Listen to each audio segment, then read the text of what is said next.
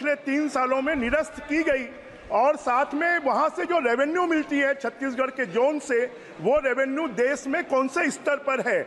जब काम बहुत ज्यादा होता है तो रेलवे के ट्रैक को, नए ट्रैक को एग्जिस्टिंग नेटवर्क से जब कनेक्ट करते हैं तब जरूर गाड़ियां कैंसिलेशन की तकलीफ आती है। मैं उस तकलीफ के प्रति संवेदनशील हूं और इसी जी से जानना चाहता हूं कि जो बिलासपुर रेलवे जोन है, वो जोन पूरे देश में जितनी कमाई होती है उसका कितना हिस्सा देता है, और उस हिस्से के रूप में मेरा आपसे एक बात का आग्रह भी है कि वहां पर ट्रेनें लगातार कैंसिल होने के कारण और वहां पर सड़कों की स्थिति भी नहीं होने के कारण वहां के यात्रियों को बहुत परेशानी हो रही है।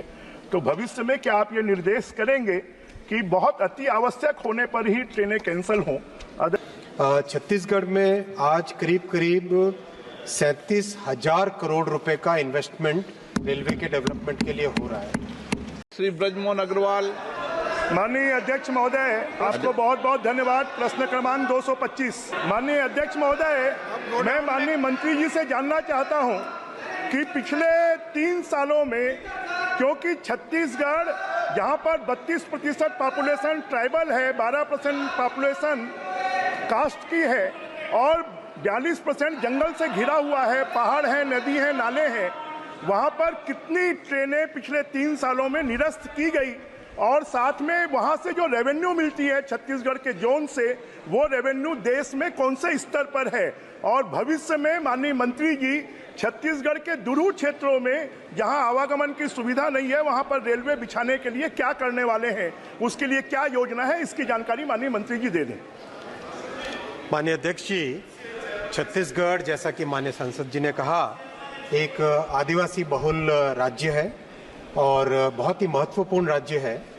अनफॉर्चुनेटली एक लंबे समय तक छत्तीसगढ़ में रेलवे के डेवलपमेंट के लिए फंड्स बहुत कम दिए जाते थे। आज फंड्स भी दिए जा रहे हैं, काम भी हो रहा है, और जो माननीय सांसद महोदय ने जो बहुत एक महत्वपूर्ण विषय रखा है उसको भी मैं स्पष्ट करना चाहूँगा। 3 साल पहले छत्तीसगढ़ से गुजरने वाली ट्रेन्स थी 56 मेल एक्सप्रेस और 121 पैसेंजर ट्रेन्स होती थी। आज 58 मेल एक्सप्रेस है और 128 पैसेंजर ट्रेन्स हैं। लेकिन इतने पे ही रुकने की बात नहीं है माननीय अध्यक्ष जी। छत्तीसगढ़ में आज करीब 37,000 करोड़ रुपए का इन्वेस्टमेंट रेलवे के डेवलपमेंट के लिए हो रहा है। 8 नए प्रोजेक्ट्स हैं, 8 नए लाइन के प्रोजेक्ट्स हैं, जिससे कि 1358 किलोमीटर नई रेलवे लाइन बन रही है, जिसमें 20,000 करोड़ रुपए का इन्वेस्टमेंट हो रहा है। 17 डबलिंग के प्रोजेक्ट्स हैं, 17 डबलिंग के प्रोजेक्ट्स हैं, जिसमें 1,373 किलोमीटर नए ट्रैक बिछेंगे। उस पर 16,604 करोड़ रुपए का इन्वेस्टमेंट हो रहा है। कई जगह 3rd लाइन, कई जगह 4th लाइन। माननीय अध्यक्ष जी, हम छत्तीसगढ़ की पोजीशन को देखें तो कोलकाता से मुंबई के जो ये सबसे बड़ा कॉरिडोर है, इस कॉरिडोर से जाने वाली सारी की सारी ट्रेन्स छत्तीसगढ़ होते हुए जाती है। इसलिए छत्तीसगढ़ में कैपेसिटी बढ़ाना बहुत ही ज़रूरी है, और इसीलिए जो 10 साल पहले मात्र 311 करोड़ रुपए का इन्वेस्टमेंट होता था छत्तीसगढ़ स्टेट के लिए, वो आज प्रधानमंत्री श्री नरेंद्र मोदी जी 6,922 करोड़ यानी 22 गुना ज़्यादा इन्वेस्टमेंट आज दे रहे हैं, और रिजल्ट भी उसका दिखाई दे रहा है। माननीय अध्यक्ष जी, पहले मात्र 6.5 किलोमीटर साल में, पूरे साल में छत्तीसगढ़ जैसा माननीय सांसद जी ने कहा, आदिवासी बहुल क्षेत्र है और बहुत सारा पहाड़ी क्षेत्र है, जंगल क्षेत्र है, ऐसे क्षेत्र में मात्र 6.5 किलोमीटर एक साल में काम होता था। आज 100 किलोमीटर पर ईयर यानी पहले से 15 गुना ज़्यादा काम हो रहा है।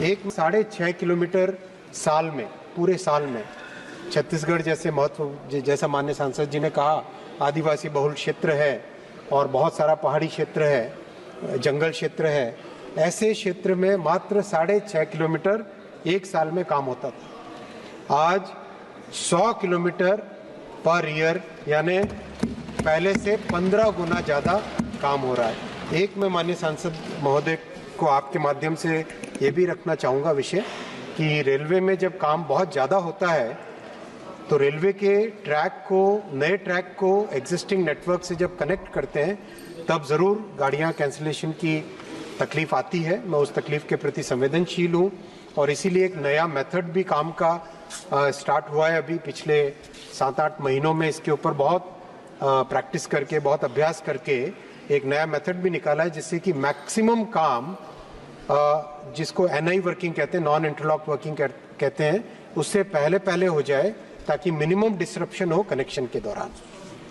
माननीय अध्यक्ष जी, मैं माननीय मंत्री जी से जानना चाहता हूं कि जो बिलासपुर रेलवे जोन है वो जोन पूरे देश में जितनी कमाई होती है उसका कितना हिस्सा देता है, और उस हिस्से के रूप में मेरा आपसे एक बात का आग्रह भी है कि वहां पर ट्रेनें लगातार कैंसिल होने के कारण और वहां पर सड़कों की स्थिति भी नहीं होने के कारण वहां के यात्रियों को बहुत परेशानी हो रही है। तो भविष्य में क्या आप ये निर्देश करेंगे कि बहुत अति आवश्यक होने पर ही ट्रेनें कैंसिल हों, अदरवाइज कैंसिल नहीं हो? मैं आपकी जानकारी में कि 200 से ज्यादा ट्रेन पिछले 3 सालों में निरस्त की गई हैं और बार बार उसको चालू किया गया, उसके कारण यात्रियों को परेशानी हो रही है। वो आपके काम के कारण हो रही है, ये भी मुझे जानकारी है। आपके काम के कारण हो रही है, डबलिंग हो रहा है, इसके लिए हो रहा है, नई रेल लाइन बिछ रही है।